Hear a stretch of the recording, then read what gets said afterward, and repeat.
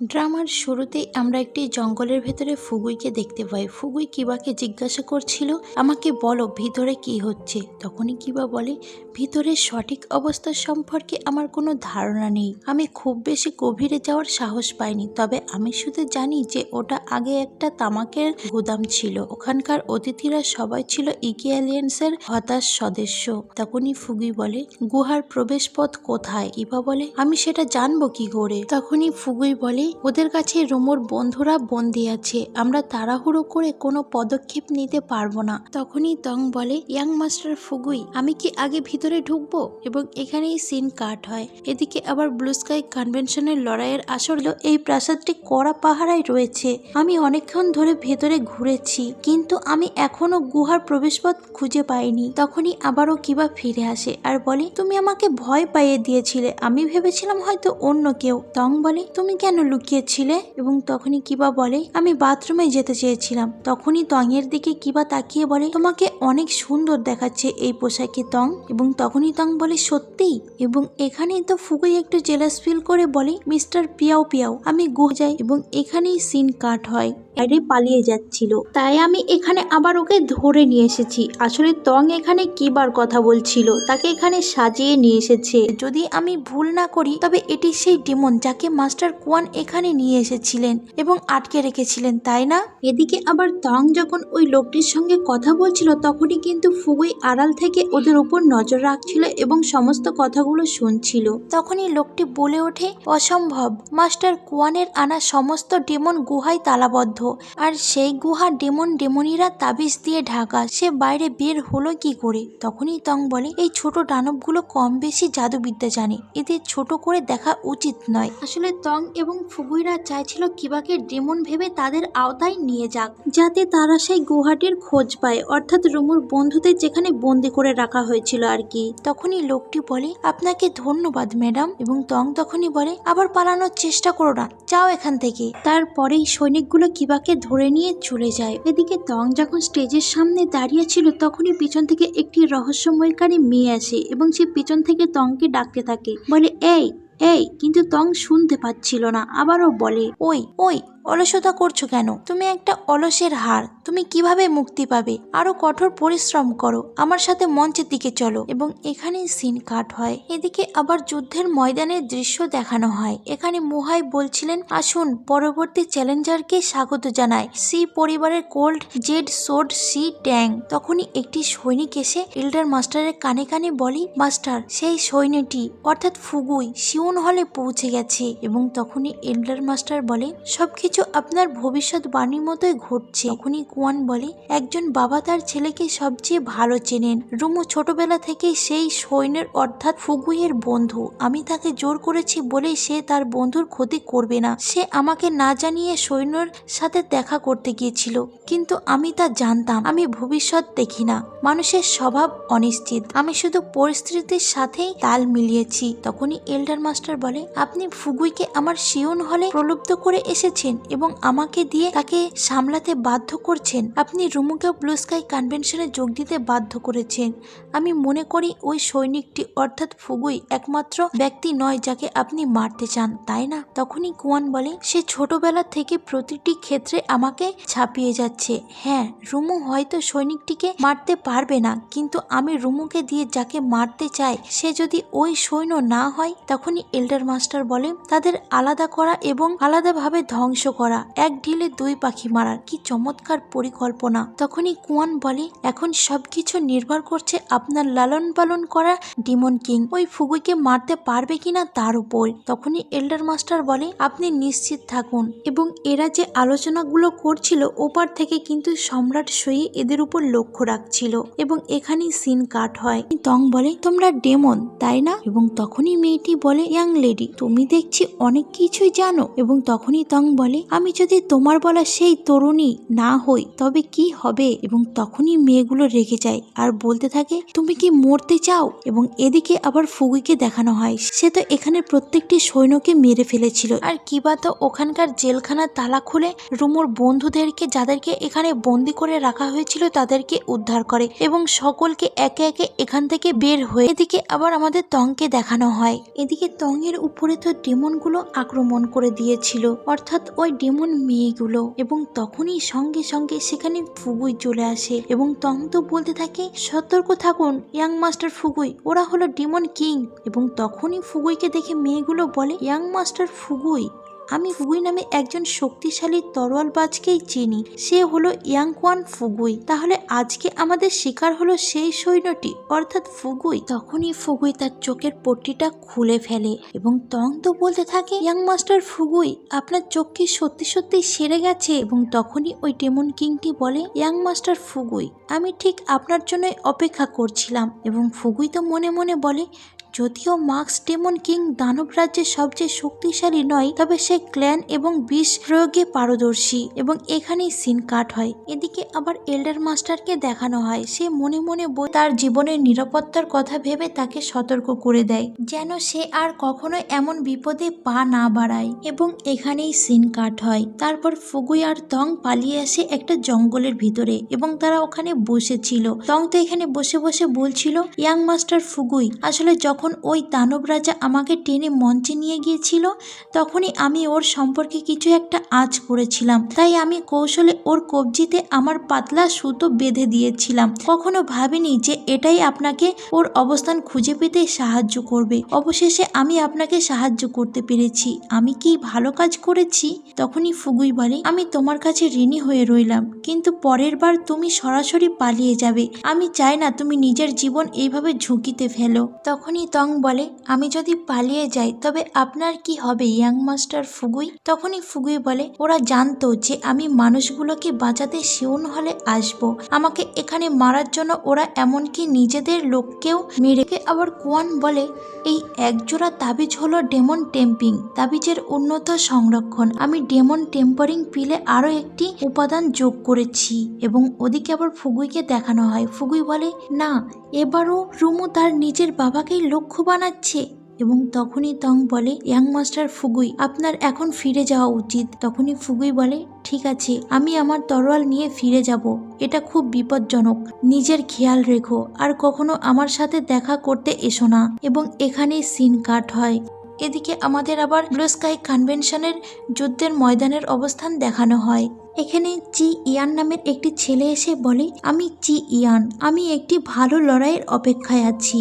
এবং এই কথা বলার সাথে সাথে কুয়ান তো নিজের কাছ থেকে একটি তাবিজ বের করে এবং সেটি নাড়াতে নাড়াতে রুমুকে একটি পুতুলের মতো ব্যবহার করছিল আর বলছিল, রুমু, ওকে মেরে ফেলো। এবং এই কথা বলার সাথে সাথেই রুমু তো ওই ছেলেটিকে একদম মেরে ছিঁড়ে ফেলার মতো অবস্থায়। এবং তখনই পাশ থেকে মুহাই বলে ওঠে, কুয়ান, রুমু কি পাগল হয়ে গেছে? ও কি তার প্রতিদ্বন্দ্বীকে মারতে চায়? এবং তখনই কুজিও হংয়েকে বলে, হংয়ে, ও তো পাগল হয়ে গেছে। তখনই সম্রাট সই বলে, যাও, কাউকে পাঠাও, রুমুকে ওখান থেকে বার করার ব্যবস্থা করো। এবং তখনই কুয়ান তো বলে, চাচা, এবার আপনার পালা। এবং এই কথাটা বলা মাত্রই এল্ডার মাস্টার তার কাছ থেকেও একটি তাবিজ বের করে এবং সেইটাকে নাড়িয়ে সাধারণ সৈনিকগুলোদের মধ্যে ক্রোন তৈরি করে এবং সেখানে সৈনিকগুলোদের মধ্যে প্রচন্ড পরিমাণে যুদ্ধ লেগে যায়। এবং একটি সৈনিক তো পাগল হয়ে রুমুর দিকে তেড়ে আসে রুমুকে মারার জন্য। এবং এইটা যখন সম্রাট সই দেখতে পায় তখনই তিনি উপর থেকে নিচে নেমে আসে এবং সেই সৈনিকটিকে মেরে ফেলে।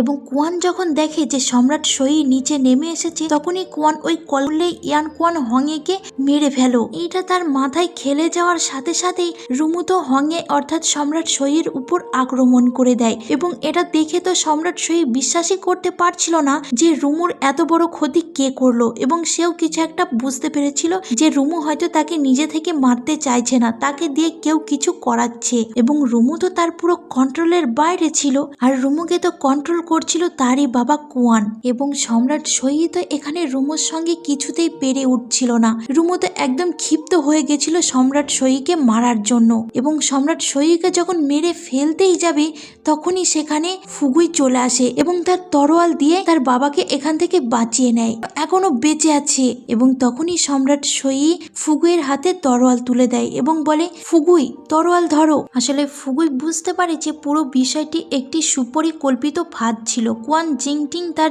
তখনই ফুগুই রুমুর দিকে তাকিয়ে মনে মনে বলে, ওর শরীর থেকে এত শক্তিশালী ডেমনিক আওরা বের হচ্ছে কেন?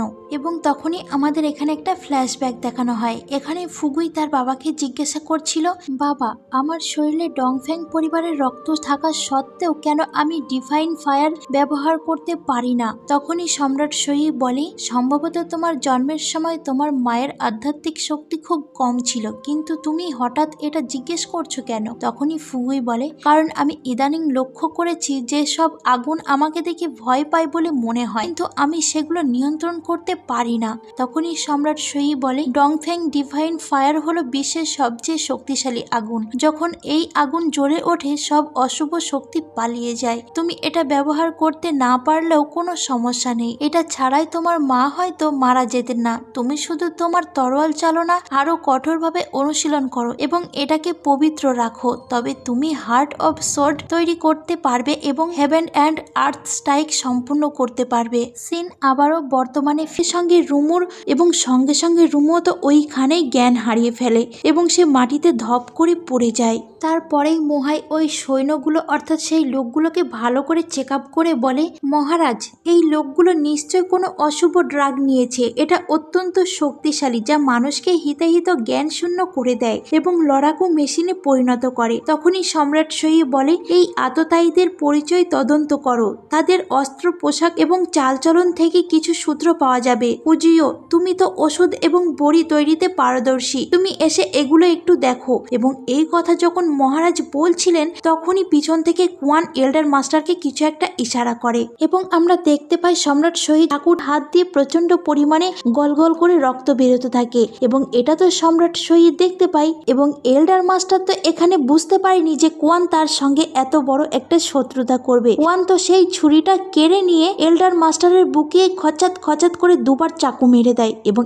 এল্ডার মাস্টার যখনই কিছু বলতে যাবে সে তো তাকে একবারই শেষ করে ছুঁড়ে তাকে আঁচড়ে দূরে টান মেরে ফেলে দেয় এবং এল্ডার মাস্টার তো এখানেই মরে যায়। এবং তখনই সঙ্গে সঙ্গে কুয়ান হাঁটু গেড়ে বসে বলে, মহারাজ আমি দোষী, আমি ব্লু স্কাই কনভেনশনে জেতার জন্য এবং রুমুকে জেতানোর জন্য মরিয়া ছিলাম। আমি সিউন হলে গিয়েছিলাম এবং এল্ডার মাস্টার ইয়ান কুয়ানের কাছ থেকে এটি তথাকথিত ইলিরিক্স বিশেষ ওষুধ কিনেছিলাম যা শক্তি বাড়াতে পারে। আমি জানতাম না যে সে এত ভয়াবহ পরিকল্পনার মাধ্যমে আপনাকে নির্মমভাবে হত্যা করার চেষ্টা করবে। তখনই কুজিয়া ওই ওষুধ অর্থাৎ ওই পিলটি হাতে নিয়ে বলে, এই ওষুধটি সত্যি শক্তি বহুগুণ বাড়িয়ে দিতে পারে। এছাড়া এর সাথে এমন কিছু তাবিজ মেশানো হয়েছে যা মানুষের মন নিয়ন্ত্রণ করতে পারে, যেমন ডেমন টেম্পারিং তাবিজ। এটি একজন মানুষের সমস্ত ইন্দ্রিয় কেড়ে নিতে পারে, তাকে ব্যথাহীন করে তোলে এবং একটি খুনি মেশিনে রূপান্তর করে। এই তাবিজ যে নিয়ন্ত্রণ করেছে তাকে অবশ্যই আশেপাশে কোথাও থাকতে পারে। তখনই সম্রাট সহি বলে, এই জিনিস আমাদের ইকিয়েলেন্সে আবার কিভাবে ফিরে এলো?